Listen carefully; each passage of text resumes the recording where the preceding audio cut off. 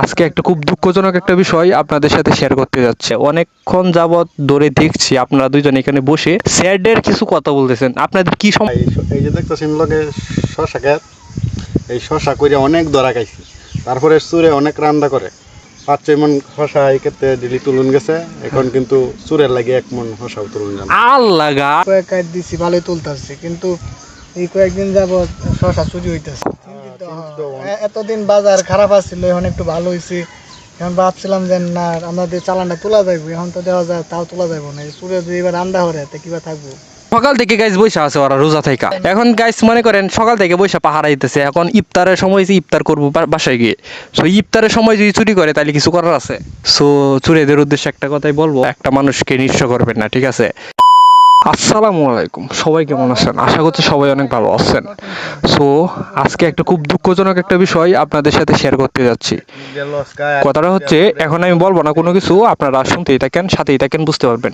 ভাই আসসালামু আলাইকুম। ওয়ালাইকুম সালাম।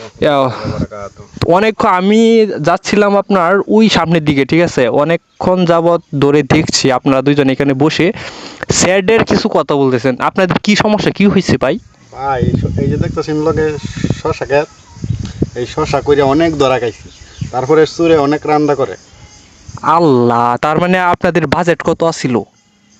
বাজেট ছিল ভাই, মানে 5-6 মন শশা এই ক্ষেত্রে দিলি তুলুন গেছে। এখন কিন্তু চুরের লাগে 1 মন শশাও তুলুন যান। আল্লাহ গাইস, 5-6 মন শশা, আনুমানিক 6 মন শশা যেহেতু তারা তুলতে পারতো, এখন তারা বলতেছে যে 1 মন শশাও তুলতে পারতেছে না। চুরে মানে চুরের জন্য আর কি। শুধুমাত্র চুরে কি বিরক্ত করে, নাকি আপনাদের প্রাকৃতিকভাবে আল্লাহ তাআলাই আপনাদেরকে ক্ষতি করে দিয়েছে? মানে শশা কি এমন হয়েছে আপনাদের?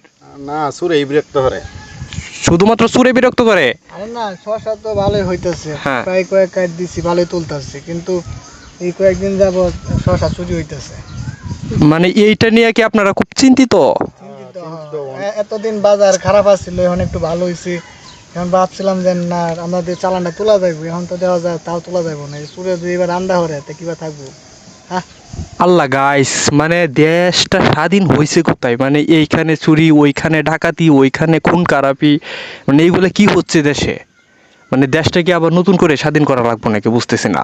মানে এত কষ্ট করে মানে কি হয়েছে এগুলো? কোনোই নাম নে, এই যে শশা কইরিয়া যে ধরাটা খাইছি আমরা, শশা না করে যদি অন্য কিছু করতাম তাও ভালো থাকতো। এই যে শশা করছি প্রথম হয়েছে ঠিক আছে, কিন্তু এই যে দর কম পাইছি 700-800 এমন।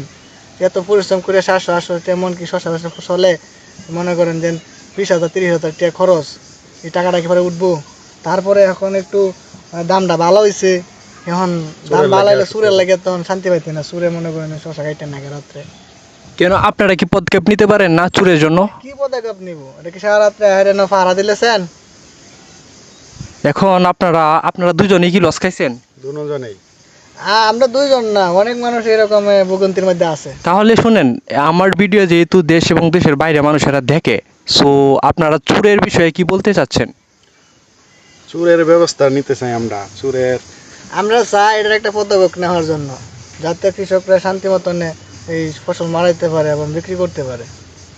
মানে আমি চোরদের উদ্দেশ্যে কিছু কথা বলতে চাচ্ছি। যদি চোরের আমার ভিডিওগুলো দেখে থাকেন, সো তারা যে কাজটা করছেন এটাকে আমি তীব্র নিন্দা জানাচ্ছি। কারণ কৃষকেরা কত কষ্ট করে ফসল চাষ করে, আপনারা নিমিষে সব কিছু চুরি করে নিয়ে যান, ওদেরকে নিঃস্ব করে দেন।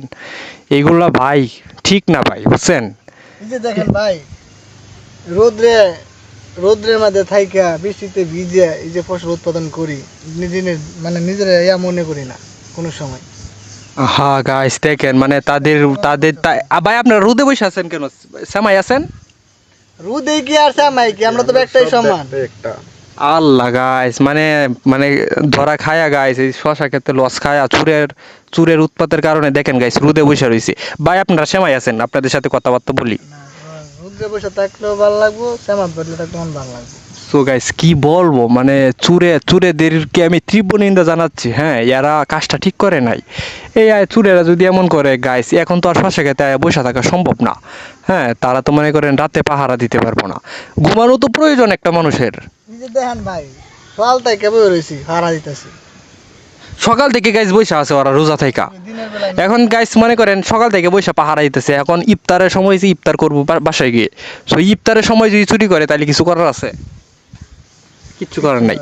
সো চুরেদের উদ্দেশ্যে একটা কথাই বলবো, এখন তো কোনো কিছু বলার নাই, চুর তো চুরেই, চুরের এত ধরা সম্ভব না, আর ধরলে তো পরে তো আল্লাহ দিছি, তো চুর তো চুরেই, চুর গাইস। আমি চুরেদেরকে একটা কথাই বলতে চাচ্ছি, দেখেন আপনারা ভালো হয়ে যান, আপনারা সৎপথে ইনকাম করেন, আর এইগুলো চুরি করবেন না, একটা মানুষকে নিঃস্ব করবেন না, ঠিক আছে?